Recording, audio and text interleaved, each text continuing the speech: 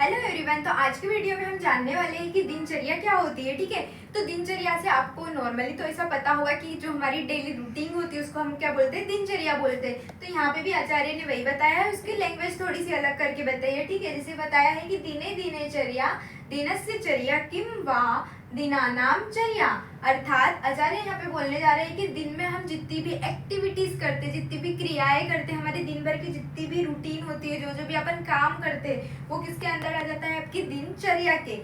ठीक है, चर्या का मतलब क्या होता है, आचरण। ठीक है, और दिन में आपने जो जो भी काम किए वो सब किसके अंदर आ जाएंगे, दिनचर्या के अंदर।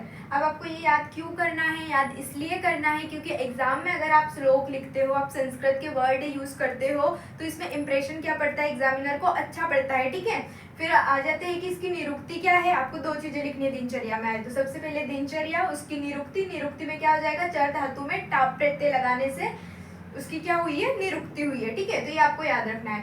फिर यहाँ पे आपको मैंने क्या किया है कि सिंप्लीफाई करके मतलब क्या बता दिया, उसका सीक्वेंस किसका, दिनचर्या का। वाइवा में आपसे पूछ सकते हैं कि आचार्य वाग्भट के अनुसार दिनचर्या का आपको क्या बताना है, पूरा सीक्वेंस बताना है। तो आप कैसे बताओगे, तो सबसे पहले आचार्य ने बताया ब्रह्म मुहूर्त में जागना। ठीक है, 5 बजे के बाद भी अगर आप जागते हो तो वो भी आपके लिए क्या होगा, ब्रह्म मुहूर्त होगा। तो सबसे पहले उन्होंने बताया है ब्रह्म मुहूर्त में आपको जागना है।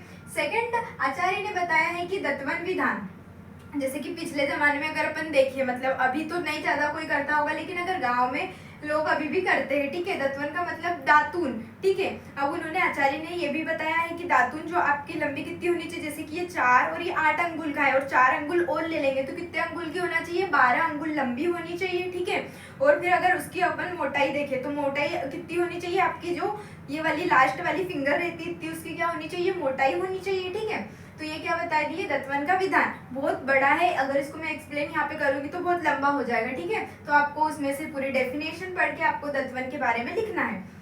थर्ड, आचार्य ने बताया है जिह्वा निर्लेखन। अब आपको एक मेन इंपॉर्टेंट बात आपको यहाँ पे याद रखनी है कि जिह्वा निर्लेखन के बारे में आचार्य वाग्भट ने नहीं बताया है अष्टांग हृदय में। तो किसने बताया है, आचार्य सुश्रुत ने बताया और आचार्य वृद्ध वाग्भट ने बताया है। किसमें, अष्टांग संग्रह में, अष्टांग हृदय में इसका वर्णन नहीं है।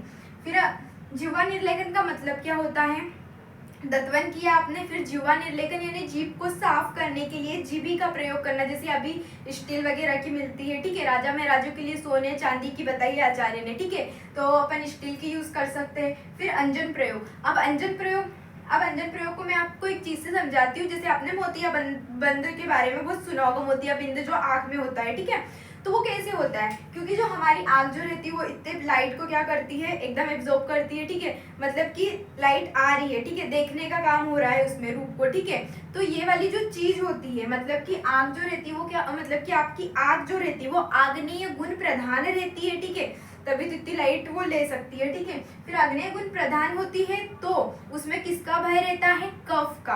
अब कफ के गुण क्या होते हैं, वो पिच्छिल होता है, गुरु होता है। गुरु का मतलब क्या होता है, भारी होता है, और आपकी आंखों में भारी सा लगना। ठीक है, तो आचार्य सुश्रुत ने बताया है अंजन के बारे में, आंखों के बारे में उन्होंने बताया है कि मोतिया बिंद का होना वो कैसा हो जाता है कि जो कफ बहुत ज्यादा मात्रा में एकत्रित आपकी आंख में हो जाता है, तो वो एक मसूर की दाल जैसा हो जाता है जब उसका ऑपरेशन करते हैं। ठीक है, तो वो किसके बारे में बताया है, मोतियाबिंद के कारण। तो इस चीज से बचने के लिए आचार्य ने सोवीर अंजन और रस अंजन, 2 प्रकार के अंजन बताए। अंजन का मतलब होता है काजल, आप समझ सकते हो। ठीक है, अभी की लैंग्वेज में तो अंजन का प्रयोग करना बताया है। ठीक है, तो आचार्य ने बताया है। अब आपको रसांजन कब प्रयोग करना है, सोविरंजन कब प्रयोग करना है, वो भी आप संहिता को डिटेल में पढ़ोगे तो आपको पता चल जाएगा। ठीक है, फिर नस्य कर्म में क्या बताया है कि अब आपको नस्य कर्म में मतलब कि नाक के थ्रू आप मतलब तेल वगैरह का डालना। ठीक है, ये सब चीजें देखी होगी तो वो नस्य में आ जाएगी। फिर तांबुल सेवन भी यहाँ पे बताया है। तांबुल सेवन मतलब पान के बारे में बताया गया है। ठीक है,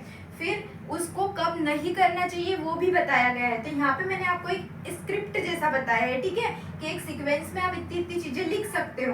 अब अभ्यंग विधान, अभ्यंग का मतलब क्या होता है, शरीर की मालिश या फिर मर्दन करना। जैसे अपन छोटे बच्चों को भी मालिश वगैरह क्यों करते हैं, क्योंकि हाथ पैर उनके क्या हो जाए, मजबूत हो जाए, तो आप ऐसे समझ सकते हो अभ्यंग। ठीक है, फिर हो जाएगा व्यायाम। व्यायाम तो अपन ने डिटेल में देख लिया था, लाघवं कर्म सामर्थ्यम दीप्तो अग्नि मेधशः क्षय। ठीक है, विभक्त घन गात्रतम व्यायाम उपजायते, ये पूरा श्लोक अपन ने अच्छे से समझ लिया है। ठीक है, और व्यायाम किसको नहीं करना चाहिए वो भी समझ लिया है, तो वो भी आप यहाँ पे ऐड कर सकते हो। फिर नेक्स्ट बताया है शरीर का मर्दन करना, फिर बताया है उपटन करना। अब यहाँ पे उपटन का मतलब क्या हो जाएगा, आपने नॉर्मली देखा होगा कि चने की दाल का जो आटा होता है, जिसको अपन नॉर्मल लैंग्वेज में बेसन वगैरह बोलते हैं, तो उसको क्या करते हैं, सरसों के तेल में मिला के या फिर उसको ऐसे मिला के अपन चेहरे पे अगर लगाते हैं। ठीक है, तो उससे क्या होता है कि आपके चेहरे की क्या होती है, सफाई होती है, मतलब दोषों का बाहर निकलना, तो वो क्या हो जाएगा, उपटन के अंदर आ जाएगा। फिर आचार्य ने बताया है स्नान। ठीक है, स्नान के बारे में बताया। अब स्नान के बारे में भी उन्होंने बताया है कि आपको खाने से पहले करना चाहिए, बाद में करना चाहिए, कब करना चाहिए, कब नहीं करना चाहिए, तो वो भी आचार्य ने यहाँ पे समझाया है।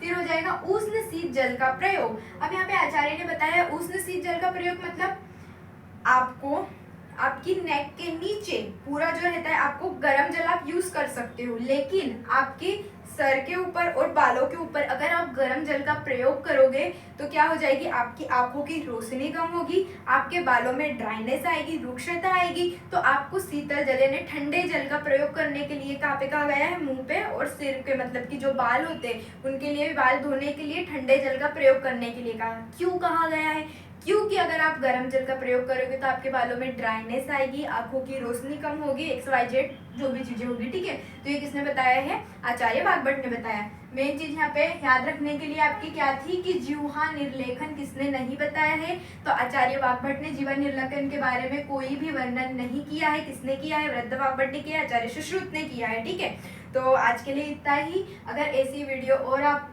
जानना चाहते हो, इंटरेस्टिंग बातें, तो हमारे चैनल को लाइक करें, शेयर करें और सब्सक्राइब करें।